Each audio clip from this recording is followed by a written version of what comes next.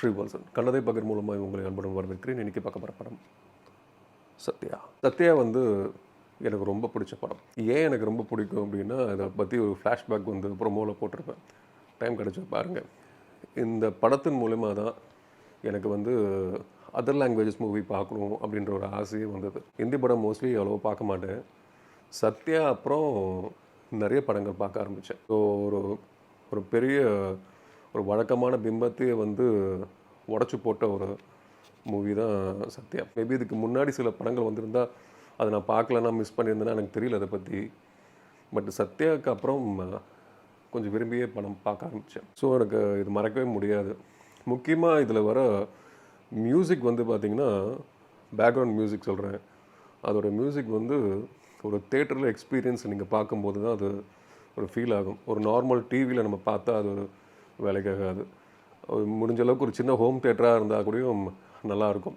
இந்த படம் பார்க்கும்போது அப்படி ஒரு லைவாக நமக்கு தெரியும். அதுக்காக ஹோம் தேட்டரில் என்ன பண்ணுறது அப்படின்னு கேட்டால் அது ஒன்றும் பிரச்சனை இல்லை. நீங்கள் படத்தோட முழுகிட்டீங்க அப்படின்னா இந்த படத்தோட ஒவ்வொரு சீனும் அவ்வளோ சந்தோஷமாக இருக்கும். நம்ம பார்க்கும்போது ரொம்ப நல்லாயிருக்கும், ரொம்ப ரியலிஸ்டிக்காகவும் இருக்கும். அதே சமயத்தில் ஒரு கமர்ஷியல் எலிமெண்ட்ஸ், அந்த சாங்ஸ் கூட வந்து பார்த்திங்கன்னா அது கமர்ஷியலாகவே சொல்ல முடியாது. ஏதோ இந்த நேரத்தில் நம்ம இப்போ ஆட போகிறோம், இந்த நேரத்தில் இப்படி தான் இருக்க போகிறோம் அப்படின்ற மாதிரியே கொண்டு போகிறது ரொம்ப ரொம்ப ரொம்ப கேஷுவலாக போச்சு. படம் ரொம்ப பிடிச்சது. இந்த படத்தை பற்றி சஜஸ்ட் பண்ணணும், ரிவ்யூ பண்ணணும்னு நான் வந்து நினைக்கவே இல்லை. அதர் லாங்குவேஜஸ் மூவிஸு, இந்த ஃபாரின் மூவிஸ் அந்த மாதிரியே பண்ணுறது, இது ஏன் மிஸ் பண்ணேன்னு எனக்கு ரொம்பவே வருத்தமாக இருக்குது. அதனால தான் இது வந்து 2000 சப்ஸ்கிரைபர்ஸ் மேலே வந்ததுனால சரி அதை ஒரு கொண்டாட்டமாக அது வந்து பண்ணலாம் அப்படின்னு சொல்லிட்டு பண்ணேன். நிஜமாகவே ரொம்ப சந்தோஷமாக இருக்குது.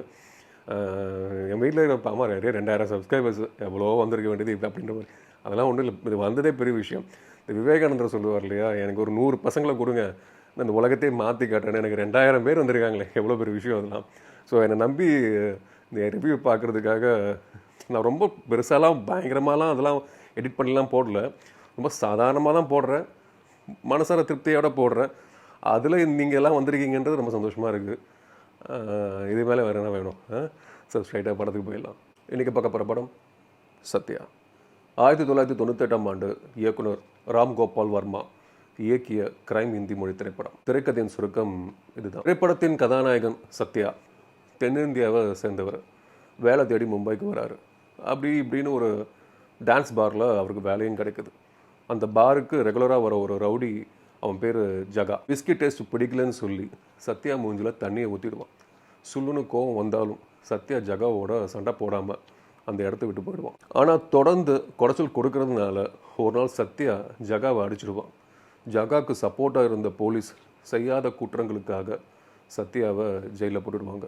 இன்னொரு பக்கம் அடியாட்கள் 2 பேர் நடு ரோட்டில் ஒரு திரைப்பட இயக்குனரை சுட்டு கொலை பண்ணிடுவாங்க. அதில் ஒரு ஆளை பிடிச்சு போலீஸ் விசாரிக்கும் போது பிக்கு மாத்ரே அப்படின்ற ஒருத்தர் தான் இந்த கொலையை பண்ண சொன்னாருன்னு அந்த ஆள் வாக்குமூலம் கொடுப்பான். அந்த வாக்குமூலத்தை பேஸ் பண்ணி பிக்கு மாத்ரேவை போலீஸ் அரெஸ்ட் பண்ணி ஜெயிலில் போட்டுடுவாங்க. அந்த ஜெயிலில் தான் சத்யாவும் பிக்கு மாத்ரேவும் மீட் பண்ணி நண்பர்கள் ஆவாங்க. நான் சாதாரணமாக மீட் பண்ணி நண்பர்கள் ஆவாங்கன்னு சொல்லிட்டேன், ஆனால் அதுக்குள்ளே என்ன ஒரு சீன் நடக்கும் அப்படின்றது சில பேர் பார்க்காதவங்க அது பார்க்கும்போது ஒரு மாதிரி கூஸ் பம்ஸாக இருக்கும். சம சீன்ஸ் அதெல்லாம். அவங்க 2 பேருமே வந்து கொஞ்சமாக ஃபைட் பண்ணிவிட்டு அதுக்கப்புறம் செய்கிறதெல்லாம் அட்டகாசமாக இருக்கும். நான் சொல்கிற படங்கள் கூட வந்து பார்த்திங்கன்னா நிறைய பேர் பார்த்துருந்துருப்பீங்க. பார்க்காதவங்களுக்கு இது ஒரு புதுசாக இருக்கும். ஸோ அதனால் நான் அது வந்து இப்போ கூட நான் அதை பார்க்கும்போது அவ்வளோ சந்தோஷமாக இருக்கும். எனக்கு அவ்வளோ பிடிக்கும் இந்த படம். அதனால தான் நான் வந்து கொஞ்சம் எக்ஸாஸ்டேட்டாக சொல்லிட்டு இருக்கேன். திருப்பி பேக் டு த ஸ்டோரி. மும்பையில் கூலிப்படை கட்ட பஞ்சாயத்து பண்ணுற 2 ரவுடி கும்பல்கள் இருக்கும். பாவ் தாக்கூர் தாஸ் ஜாவ்லே அப்படின்ற ஒரு அரசியல்வாதி கீழே தான் இந்த 2 ரவுடி கும்பலும் இயங்குது. கல்லு மாமா கேங்ஸ்டர் குரூப்பில் பிக்கு மாத்ரே ஒரு பெரிய ஐட்டங்காரன். பிக்கு மாத்ரேவுக்கு சத்யாவை ரொம்ப பிடிச்சி போயிடும். ஒரு நிமிஷம் இந்த டிஸ்கட்டிங் வச்சிடுறேன். சத்யாவை ரொம்ப பிடிச்சி போயிடும். ஸோ அதனால் சத்யாவை ஜெயிலிருந்து வெளியே எடுத்து தன்னோட கேங்கில் செய்கிறதுக்கான ஏற்பாடுகளை பிக்கு மாத்ரே பண்ணுவார். இந்த ரவுடி கும்பலில் ஒரு படித்த திறமையான லாயர் ஒருத்தர் இருப்பான். அவன் பேர் சந்திரகாந்த் மூலே. ஆதாரமுள்ள நிஜமான கேஸையே ஒன்றுமே இல்லாமல் ஆகிடுவான். சத்யா மேலே போடப்பட்டதோ ஒரு பொய் கேஸ். ஸோ சத்யாவை வெளியில் கொண்டு வர அட்வொகேட் மூலேக்கு ஒரு மேட்ரே இல்லை. ஜெயிலிருந்து ரிலீஸ் ஆன சத்யா பிக்கு மாத்ரே சொன்ன கேங்ஸ்டர் குரூப்பை போய் மீட் பண்ணுவான். அந்த கேங்குக்கு கல்லு மாமா தான் லீடர். சத்யா பற்றின எந்த விவரமும் தெரியலனாலும் பிக்கு மாத்ரே சொன்ன வார்த்தைக்காக தங்க இடம் கொடுத்து அவங்கள ஒருத்தராக சத்யாவை ஏற்றுக்கிட்டாங்க. சத்யா வீட்டுக்கு எதிர் வீட்டில் தான் திரைப்படத்தோட கதாநாயகி வித்யா இருப்பாங்க.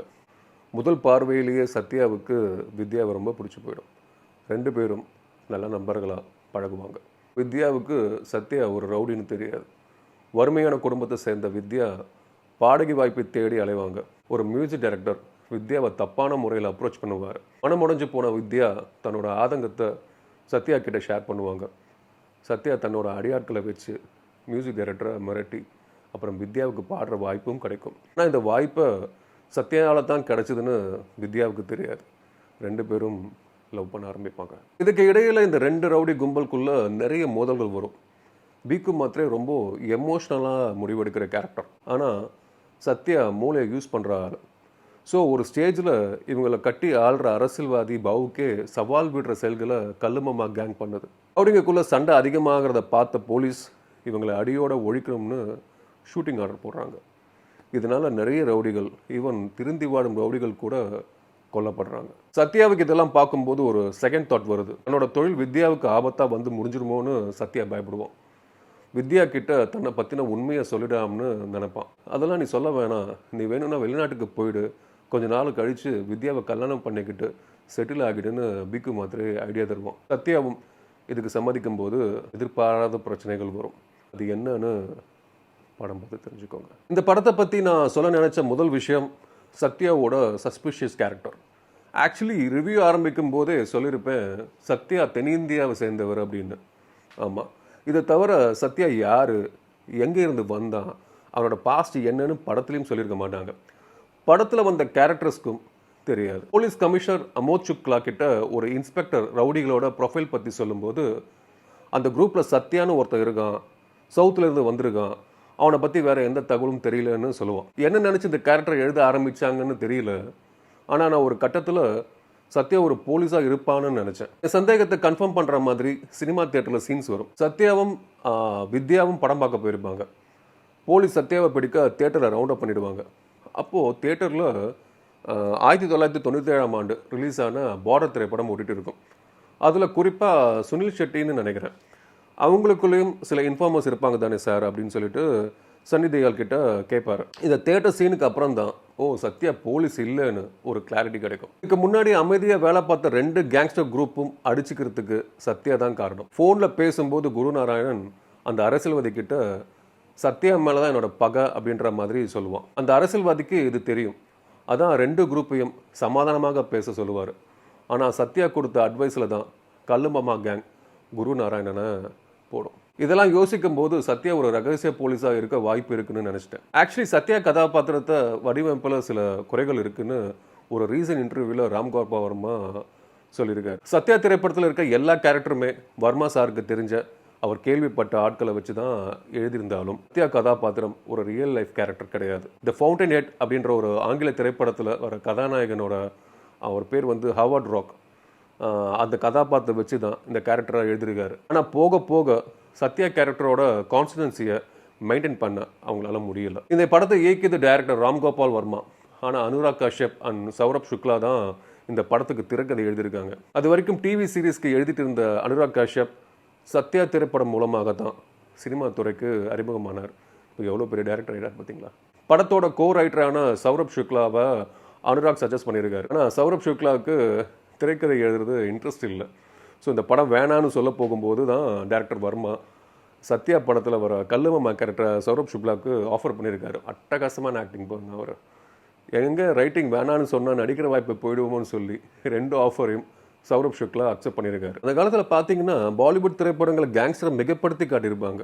அப்படிலாம் இல்லாமல் ரியாலிட்டியில் ஒரு கேங்ஸ்டரோட வாழ்க்கை எப்படி இருக்கும், அவனும் மனுஷன் தானே, அவனுக்கும் வேலைக்கு போகும்போது காய்ச்சல் வரும், ஒரு பொண்ணை பார்த்தா காதல் வரும்னு கேங்ஸ்டரோட மனுஷத்தன்மையை பற்றி பேசணும் அப்படின்றதுல டாக்டர் ராம்கோபால் வர்மா தெளிவாக இருந்திருக்காரு. அதுக்கு அவர் கொடுத்த எக்ஸ்பிளனேஷன் நான் சொல்கிறேன். ஆரம்ப காலத்தில் அண்டர் வேர்ல்டு ஒரு பிஸ்னஸ் பேஸ் ஆர்கனைசேஷனாக தான் இருந்திருக்கு. அவங்களோட ஃபோக்கஸ் பணம் சம்பாதிக்கிறத தவிர வன்முறையில் ஈடுபடுறது கிடையாது. ஆனால் 1998 தாவூத் இப்ராஹிமும் சோட்டா ராஜனும் 2 குரூப்பாக பிரிஞ்சு இருந்தாங்க. கிடைக்கிற கேப்பில் சில நண்டு செண்டெல்லாம் கோதாவில் இறங்க நாங்கள் தான் பெரிய ஐட்டங்காரன்னு தலையெடுக்க ஆரம்பித்தாங்க. நீ பெரிய ஆளா நான் பெரிய ஆளான்ற போட்டியில் தான் இசையமைப்பாளர் குல்ஷன் குமார் ஓம் பிரகாஷ் குக்ராஜா போல் பெரிய புள்ளிகள் பலியானது. ப்ரொமோவில் சொல்லியிருப்பேன் இல்லையா, ஒரு முக்கிய நபரை கேங்ஸ்டர் சுட்டு கொலை செஞ்ச சம்பவத்தை பற்றி ப்ரொடியூசர் பேசிகிட்டு இருந்தாங்க அப்படின்னு. அந்த சம்பவத்தை கூட டைரக்டர் வர்மா சத்யா படத்தில் சீனாக வச்சாருன்னு. அது இசையமைப்பாளர் குல்ஷன் குமாரோட ஷூட் அவுட் சம்பவம் தான். இந்த திரைப்படத்தை பற்றி நிறைய சுவாரஸ்யமான தகவல்கள் IMDbல இருக்குது. பார்க்கவே ரொம்ப சந்தோஷமாக இருந்துச்சு.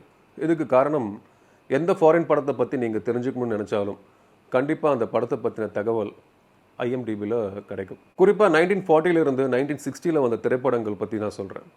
ஆனால் வெகு குறைவான இந்திய திரைப்படங்களுக்கு மட்டுமே இந்த IMDb ட்ரிவியா இன்ஃபோ இருக்கும். இப்போ சோஷியல் மீடியா இருக்கிறதுனால நிறைய இன்டர்வியூ அண்ட் டீகோட் ரைட்டப்லாம் வருது. ஆனால் 1940 1960 வரைக்கும் வெளிவந்த இந்திய திரைப்படங்களை பற்றின தகவல்கள் கண்டுபிடிக்கிறது ரொம்பவே அரிது. அதிகமான பொருட்செலவில் திரைப்படங்களை எடுக்கிற நாடுகளில் இந்தியாவும் ஒன்று. இங்கே கதைக்களத்துக்கும் பஞ்சம் இல்லை. நடிப்பு, இசை, நடனம், சண்டை, செட்டுன்னு சொல்லி நிறைய கலைகளால் உருவாக்கப்பட்டது தான் இந்திய சினிமா. நம்மளோட அருமை பெருமைகளை நம்மளே கூவி கூவி சொல்லனா அடுத்தவனுக்கு எப்படி தெரியும்? ஒரு சின்ன இன்ஃபர்மேஷன் சொல்லி முடிச்சுக்கிறேன். அம்மன் திரைப்பட கிளைமேக்ஸில் ரம்யா கிருஷ்ணன் அம்ம ரூபத்தில் வந்து வில்லனை வதம் பண்ணுவாங்க. அந்த வதம் பண்ணும்போது அம்மனுக்கு 10 கை வரும். படத்தில் அந்த ஒரு சீனை ஜஸ்ட் ஒரு 10-15 செகண்ட் தான் வரும்.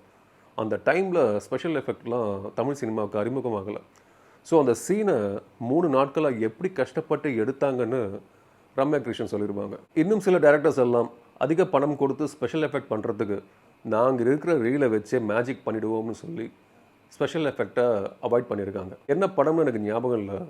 ஆனால் பெரும்பாலான பழைய படங்களை பார்க்கும்போது இதெல்லாம் நோட்டீஸ் பண்ணலாம். ஸோ இந்த பெருமையெல்லாம் பொதுத்தலங்களை குறித்து வைக்க வேண்டிய ஒன்றுன்னு சொல்லிக்கிறேன்.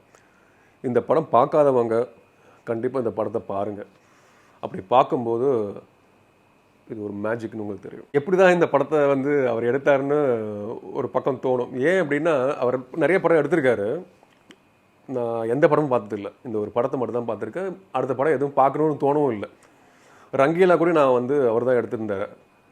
பாட்டெல்லாம் எவ்வளோ செம்ம ஹிட்டுன்னு தெரியும் உங்களுக்கு. அட்டகாசமான இப்போ வரைக்கும் செம்ம பாட்டு அதெல்லாம். ஆனால் என்ன மொத்தம் அந்த படம்லாம் பார்க்கவே இல்லை, பார்க்கவும் தோணலை.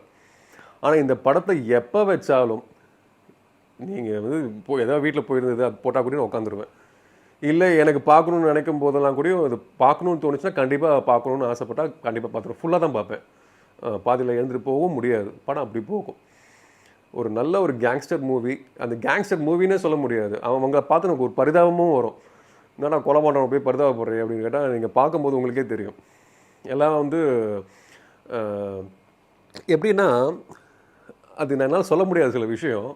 அது எங்கள் ஃபேமிலியிலே ஒரு நடக்கிற ஒரு விஷயந்தான். இப்போ எங்கள் அப்பாவே வந்து பார்த்திங்கன்னா ஒரு கவர்மெண்ட் ஆஃபீஸரு. அவருக்கே எவ்வளோ ப்ரெஷர் இருக்குன்னு எனக்கு நல்லாவே தெரியும். அவர் ரிட்டையர்ட் ஆகிட்டார். பட் அவருக்கு ப்ரெஷர் கொடுக்குறதுனால அவர் சில ப்ரெஷர் ஆன வேலைகளை அவர் எடுத்து போட்டு செய்வார். செய்ய வேண்டிய சுச்சுவேஷனும் இருக்கும். ஒன்றுமே பண்ண முடியாது. அவங்க அதிகாரிங்க சொன்னால் அவர் செஞ்சு தான் ஆகணும் அப்படின்ற மாதிரி இருக்கும் அதெல்லாம். ஸோ அதனால் பார்க்கும்போது எல்லாத்துலேயும் ஒரு ப்ரெஷர் யாரோ ஒருத்தவங்க பேக் சைடு கொடுப்பாங்க. அதனால தான் இந்த மாதிரிலாம் நடக்குதுன்னு நல்லாவே தெரியுது. சில பேர் இதெல்லாம் பணம் ஆசை தேவைப்படலை, இதெல்லாம் இருந்துக்கலாம், எப்படியா போய் பண்ணலான்றவங்க இருக்கவங்க இருக்காங்க. பட் சில இடத்துல இது மாட்டிக்கிட்டேன்னா ஒன்றுமே பண்ண முடியாது. ஃபேமிலி பசங்க அப்படின்லாம் பார்த்து தான் ஆகணும், ஒரு வழி கிடையாதுல்ல.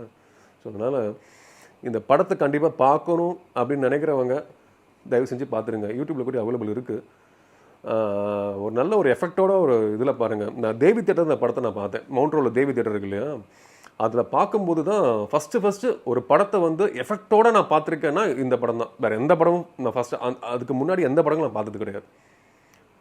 இந்த படம் வந்து பார்க்கும்போது நமக்கு ஒரு மாதிரி இருக்கும். டைட்டானிக் கூடயும் நம்ம பார்த்து வந்துருப்போம். பயங்கரமாக இருக்கும் அந்த எஃபெக்டெல்லாம். நமக்கு தெரியும், அந்த கப்பல் ஸ்டார்ட் ஆகிறதெல்லாம், அது கப்பல் உடையிறது, அந்த தண்ணி எல்லாமே தெரிஞ்சிருக்கும். நான் இந்த படத்தில் பார்க்கும்போது இப்படி ஒரு சவுண்ட் எஃபெக்ட் வந்து இந்த படத்தில் இருக்குதா, இந்த மாதிரி படத்துலலாம் இருக்குமா அப்படின்றது எனக்கு ஆச்சரியப்பட்டு பிரம்மாண்டமாக உணர்ந்த தருணம்னா அது இந்த படம் தான். குறிப்பாக வந்து ஒரு ஒரு மீட்டிங் பாயிண்ட் இருக்கும். நான் என்னுடைய ரிவ்யூவில் ஸ்டார்டிங்கில் கூட அந்த மியூசிக்லாம் ஃபஸ்ட்டு போட்டிருந்தேன். இந்த ப்ரோமோ எண்டில் கூட அந்த மியூசிக் இருக்கும். அது எனக்கு இப்போ வரைக்கும் அந்த மியூசிக் ரொம்ப பிடிக்கும். ஒரு பேசிட்டு இருப்பாங்க, பிகு மாத்ரே, சத்யா, இவங்க பாக்கிலாம் பேசிட்டு இருப்பாங்க. உன்னை அவர் வர சொல்கிறாரு அப்படின்னு சொல்லும்போது அவர் வந்து பார்க்க சொல்லு அப்படின்னு சத்யா சொல்லுவார். சொல்லும்போது ஒரு மியூசிக் வரும், சரியான மியூசிக், செம்மையாக பண்ணியிருக்காரு விஷால். பயங்கரமாக பண்ணியிருக்காரு. எக்ஸ்ட்ரானரியாக இருக்கும் மியூசிக்ஸ், பேக்ரவுண்ட் எல்லாமே அட்டகாசமாக இருக்கும். அதே போல் சாங்ஸும் வந்து என்கிட்ட ஆடியோ சீடியும் இருக்குது. ஆடியோ சீடியில் வந்து இந்த ட்ராக்ஸோட மியூசிக்ஸ்லாம் இருக்காது, ஐடியூன்ஸில் அவைலபிளாக இருக்குது. ஸோ அந்த ட்ராக்ஸ்லாம் நான் வச்சுருக்கேன், ஒரு 30 ட்ராக்ஸ் வரும் அதில் இந்த மியூசிக்கும் இருக்குது. ரொம்ப சந்தோஷமாக இருந்தது அந்த மியூசிக் இருக்கும்போது. அந்த மியூசிக் அந்த ஆடியோ சீடி ஓஎஸ்டி அதுக்கு ட்ரை பண்ணிட்டு இருந்தேன், அது கிடைக்கல, ஏன்னா அது இல்லை. ஆனால் ஐடியூன்ஸில் அவைலபிள் இருந்தது. ஸோ அது வந்து பத்திரமா சேர்த்து வச்சுக்கிட்டேன். டைம் இருந்தால் அதையும் கேளுங்க, அந்த பேக்ரவுண்ட் மியூசிக் கேளுங்க, அட்டகாசமாக இருக்கும். பேக்ரவுண்ட் மியூசிக் வந்து இப்போ சொல்லுவோம் இளையராஜானா பிஜிஎம் தான் அப்படின்ற மாதிரி, அந்த மாதிரி இருக்கும் இது. அப்படி இருக்கும் பிஜிஎம், எக்ஸ்ட்ரானரியாக இருக்கும். ஸோ அதனால் இப்போ எமோஷனல் பேசினேங்கிறாங்க. கண்டிப்பாக இந்த படத்தை பார்க்கணுன்னு நினைக்கிறவங்க பாருங்கள். பார்த்தவங்க திருப்பியும் பாருங்கள், தப்பு இல்லை. எத்தனை வாட்டி வேணாலும் பார்க்கலாம், தப்பு. நல்ல படத்தை எத்தனை வாட்டி வேணாலும் பார்க்கலாம். Thank you so much.